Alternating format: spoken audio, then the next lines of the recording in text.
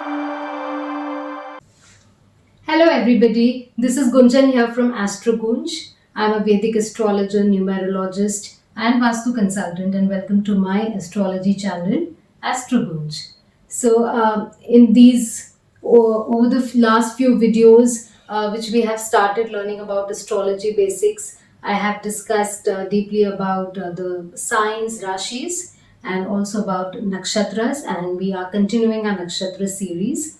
But today I thought a more relevant and important video which I would want to cover, which is about the upcoming major event in the planetary transits, and that is the solar eclipse, where we would be having a mega constellation of six planets in one sign, which is Pisces.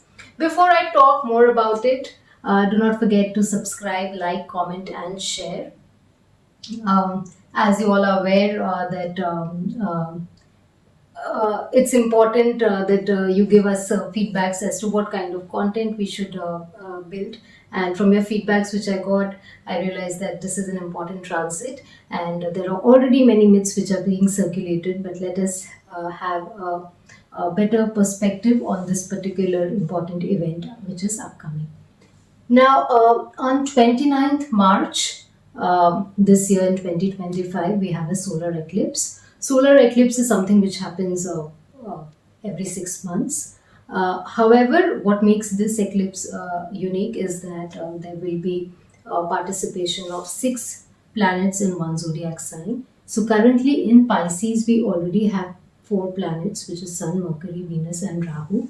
Mercury and Venus are already retrograded over here, so they are there since quite some time, and Sun has joined the party around 15th of this month. So there is already a lot of energy of these planets there, and Rahu has been already here since the last more than a year, and it's always already towards the end of this particular transit in Pisces for Rahu. However, on 29th, a solar eclipse means that definitely moon has to join the party.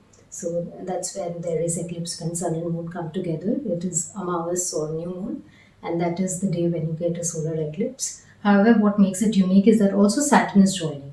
So it is going to be a conjunction of six planets, which includes your Sun, Moon, Mercury, Venus, Saturn, Rahu. So, however, besides these six planets, let us note what are the other three planets where they are positioned. Now, Pisces, the ruler is Jupiter, and it is already towards very well positioned in Taurus. And we have a Rashi Parivartan, which is a change in the lordship of the signs for Venus and Jupiter, because Venus is currently in Jupiterian sign and Jupiter is in a Venusian sign. So already Jupiter is in Taurus, and Jupiter is already towards a little towards the end of this particular Taurus transit. We also have Mars currently transiting in Gemini. Uh, Mars is also by next month it is going to leave Gemini. And obviously, if Rahu is in 12th sign, which is the Pisces, bank opposite you would have Ketu in Virgo. So currently we see that since Pisces is the sign where a lot of traffic jam is happening, so the energy of Pisces is going to be very activated. And we know Pisces is a very spiritual and mystical sign. And Pisces being the 12th zodiac, also it signifies your sleep patterns, and with lot of planets coming here, especially Moon, Mercury, that energy with Rahu coming, so you would experience a lot of confusion in this particular phase, especially around 29th. A general prediction for most people, there would be a lot of confusion mentally related. You might be indulging in a lot of overthinking. And however, it is to be noted that the moon is a very fast moving planet, so it's not going to be there forever. So within a couple of days, the moon is going to transit away. And also with the connection of Rahu, Saturn coming, with Sun and Saturn, you would see a lot of ego battles and authority issues. Saturn coming, also there would be a delay with your payment or any expected promotion that would be delayed. So your financial planning would also get little delayed in this particular short transit of this phase where you have six planets together. However, towards by currently both of them, Mercury and Venus, which are two benefics over here, also retrograded, but you would see by April 6th, Mercury would turn direct, and then by 12th April, you would also have Venus getting direct. So, overall, although we do see a lot of confusion and happening, a turmoil situation happening, but this should clear up by the first week and going to the second week of April, because the two most important benefics would then turn direct. Also, on the brighter side, this is a beautiful time with Mercury Venus conjunction coming and Sun amplifying, and Rahu is also an amplifier. So, here in this time, if you get into creative pursuits, it would be a beautiful time to manifest those. So, this is something which one should look forward to for such transits to happen. Another important event which would affect this equation would be that currently Mars is in Gemini. However, by April 3rd, it would leave Gemini as well. So it would go to Cancer. So there, Mars getting debilitated in Cancer, uh, and Martian energy not being very good with emotions. You could expect some kind of turmoil, and the geopolitical situation which currently is. There could be stress, but however, I think once by 15th of April, even the sun would leave Pisces. So Pisces would become lighter, and then sun would enter into its exaltation sign. So by then, there would be long-term solutions to those turmoil issues which would have been going around since quite some time. Because as we know, sun is the king. The king does not go for battles.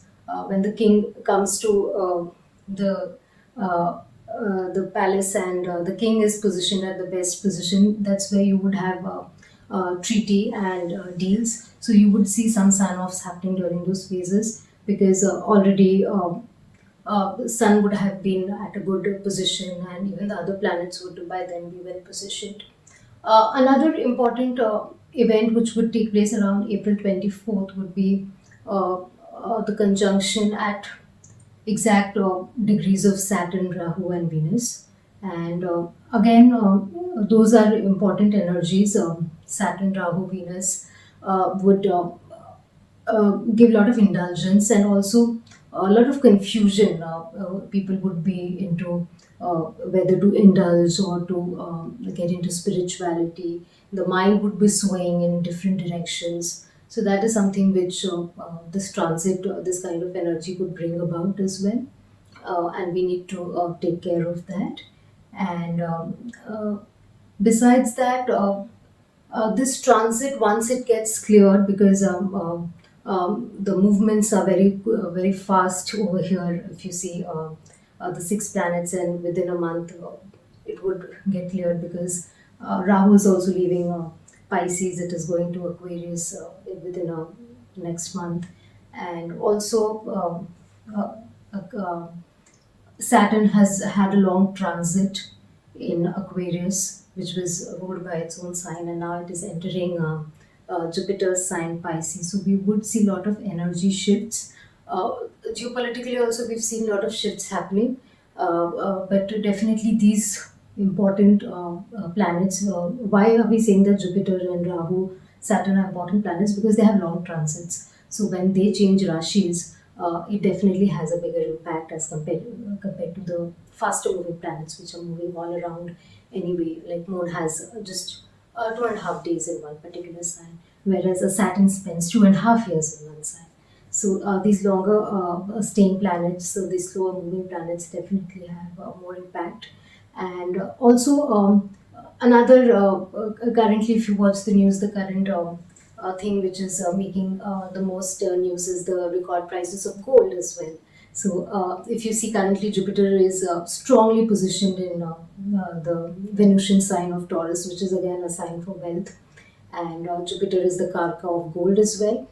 So here we do see accumulation, and we see consolidation, and also the leaps and bounds which with which the gold has prices have gone over the past few months. It is because of the Jupiter in Taurus. But also, it's just a couple of months' time, and you would see Jupiter going to Gemini, and then you can see some settling in the prices of gold. Uh, However, during the Taurus Jupiter phase, gold has enjoyed a very good run, and gold we know obviously the gold is a very important element, metal, and it would continue to do well, but we would see some settling happening once it leaves the sign of Taurus. And overall, these couple of months would be very important to watch out for, because it would really shape. Uh, if you take it well, these transits, it would really shape your future.